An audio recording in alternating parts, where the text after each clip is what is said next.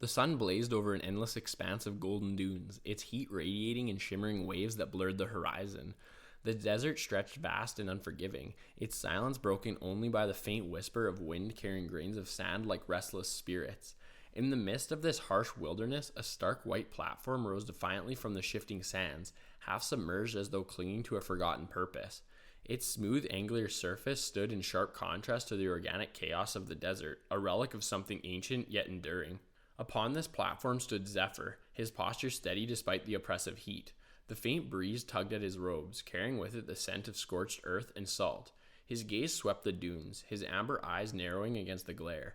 The weight of the desert pressed down on him, its infinite expanse both a challenge and a reminder of his solitude. The faint whisper of the wind gave way to a distant rumble, like thunder rolling across the sands. Zephyr's wings twitched, his senses sharpening. He raised his hand, his voice firm and commanding. Halt. The rumble grew louder, resolving into the thunderous charge of a bull snake tearing through the desert. Its massive form coiled and surged with terrifying speed, scales glinting like polished gold in the sunlight. The creature was Leopsis, a towering yellow figure whose scaled body shimmered as though made of sunlight itself. A vivid crimson plume crowned his head, flaring violently in the wind like a battle standard. Leopsis was a force of nature, raw and untamed, his presence dominating the barren landscape. The bull snake slid to a halt, landing heavily on the platform with a resounding thud. Sand exploded around him in a golden halo, and his silted eyes fixed on Zephyr with predatory intent. I do not stop, Leopsis snarled, his voice a guttural challenge that reverberated through the still air. Zephyr, unflinching, met his gaze, his voice calm, but edged with defiance. Neither do I. The two figures faced each other, the oppressive silence between them like the coiling of a storm. Zephyr tilted his head slightly, his tone shifting into a quiet challenge. Are we going to have a problem? Leopsis chuckled darkly, his tongue flicking out as he began to circle Zephyr. His movements were fluid, serpentine, and carrying the weight of raw power. Ha! Bird, Leopsis hissed, using the mocking nickname he had coined for Zephyr. You've barely scratched the surface. He leaned in closer, his voice dripping with condensation. You have much to learn. Zephyr's eyes narrowed, his steady demeanor betraying a flicker of irritation. Then bring it on. Leopsis burst into hissing laughter, his crimson plume dancing wildly in the breeze. Oh yeah, Bird, he said, circling faster now, his voice rising in a booming challenge.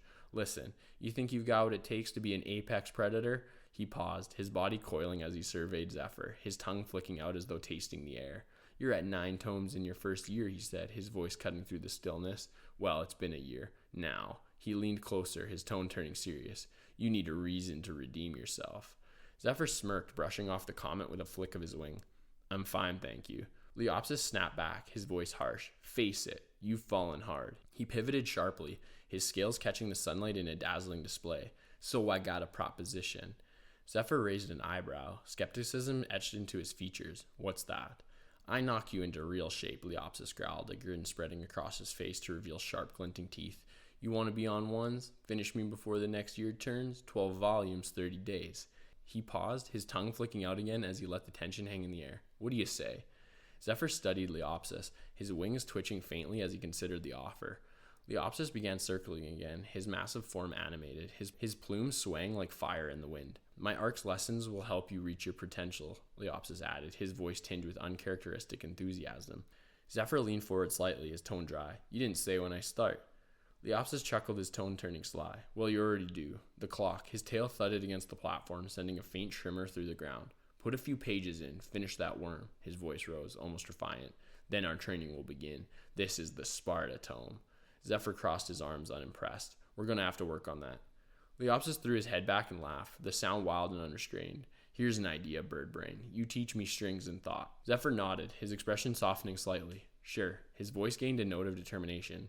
Let's do this. He stepped forward, his confidence radiating with each movement. Why wait for Anna to close? His eyes narrowed, and his tone turned challenging.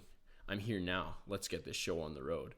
Leopsis grinned wildly, his sharp teeth flashing in approval. Oh yeah, Bird, he exclaimed, his tone turning almost encouraging, a rare moment of camaraderie. That's a great set of mind. Leopsis began to turn, his massive body undulating like a wave as he prepared to leave. Okay, you start tomorrow at 5:30 a.m. No pain, no gain, Bird, he called over his shoulder, his voice playful. Plus, you know, early bird gets the worm. He winked, his mischievous tone returning, the gems and the babes. He surged forward, his body moving with raw energy as he charged off the platform and into the desert. "Now, bro, I gotta get out of here," he shouted, his voice echoing across the dunes. "There are tracks to rush, moves to make, and where we're going, lots and lots of squats." He laughed, a booming sound that lingered in the air like a thunderclap. After all, no one ever rapped about small butts. His laughter faded as his massive form disappeared into the distance, leaving only a faint trail in the sand. "Time to train like you've never trained before," his voice called back, faint but still full of energy. "See you later, bird brain." The desert fell silent again, the oppressive stillness returning as though Leopsis had never been there. Zephyr stood alone on the platform, his wings hanging loosely at his sides. The weight of the encounter settled over him, the challenge issued and accepted, now a tangible reality. He exhaled deeply, his eyes scanning the horizon where Leopsis had vanished. The shifting sands shimmered under the relentless sun, and the wind carried the faint echo of Leopsis' voice, still mocking, still challenging. Zephyr's posture straightened, his gaze hardening with determination. 12 volumes, he murmured to himself, his voice quiet. 30 days.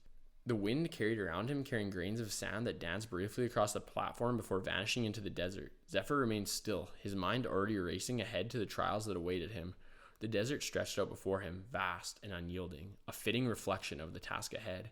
With a final glance toward the horizon, he turned and began to walk, his steps steady. The heat pressed down on him, but he welcomed it. The challenge was set, and Zephyr was ready to rise to it. The sand shifted beneath his feet, the desert vast and infinite, but his resolve burned brighter than the sun above.